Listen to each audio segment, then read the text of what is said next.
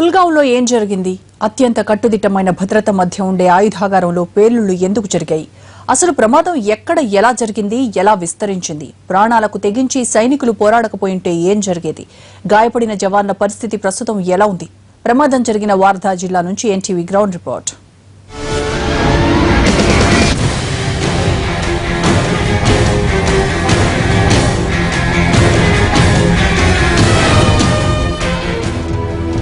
దేశంలో అతిపెద్ద ఆయుధాగారం నాగ్పూర్ నగరానికి 115 కిలోమీటర్ల దూరం.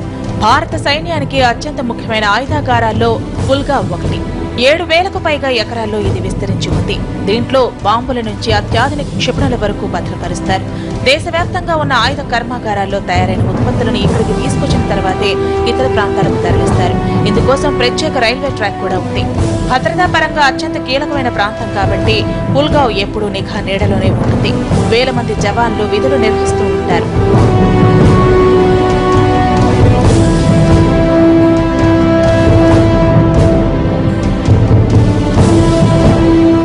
సోమవారం అర్ధరాత్రి దాటిన తర్వాత పుల్గావ్ డిపోలో జరిగిన ప్రమాదంతో ఆర్మీతో పాటు దేశం మొత్తం ఉలిక్కిపడింది.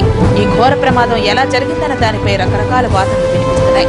అయితే వాస్తవం ఏంటో తెలుసుకునేందుకు ఎన్టీవీ టీం క్షేత్రస్థాయిలో పర్యటించింది.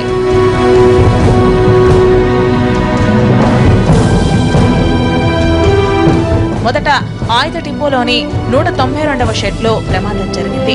మందుగుండు తయారీలో ఉపయోగించే రా మెటీరియల్ కు నిప్పు అంటుకుంది. ఇది గుర్తించిన వెంటనే సిబ్బంది అప్రమత్తమయ్యారు. ఆ లోపే మంటలు పక్కనే ఉన్న గ్రెనేడ్స్, ఇతర బాంబులకు విస్తరించాయి.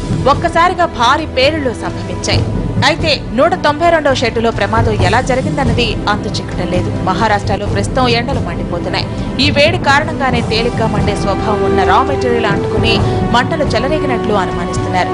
అయితే ఈ చిన్న కారణానికే ఇంత పెద్ద పేలుడు, అగ్ని ప్రమాదం సంభవించాయా అనే అనుమానాలు కలుగుతున్నాయి. భారీ ఎత్తున ఆయుధాలు నిల్వ ఉంటాయి కనుక పొరపాటును కూడా ప్రమాదం జరగడానికి అవకాశం లేకుండా అన్ని జాగ్రత్తలు తీసుకుంటారు. ఆయుధాలను కంటికి రెప్పలా కాపాడతారు. అలాంటిది ఇంత పెద్ద ప్రమాదం జరగడాన్ని ఆర్మీ సీరియస్ గానే పరిగణిస్తోంది. అందుకే సమగ్ర విచారణకు ఆదేశించింది.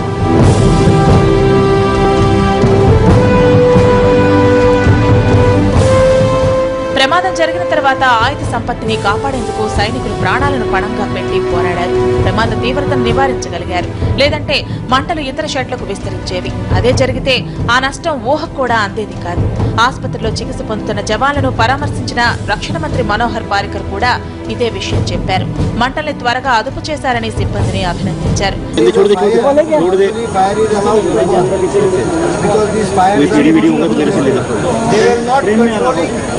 that fire, they were not allowing it to spread.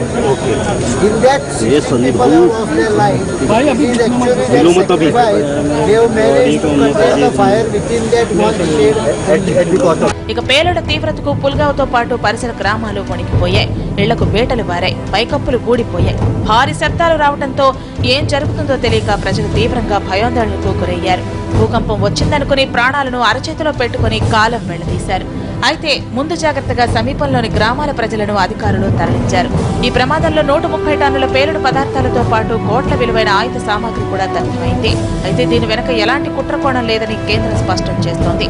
ఒకవేళ అదే నిజమైతే ఆయుధ సంరక్షణ విషయంలో ఇంకా అప్రమత్తత అవసరం అనే విషయాన్ని ఈ ప్రమాదం నొక్కి చెబుతోంది.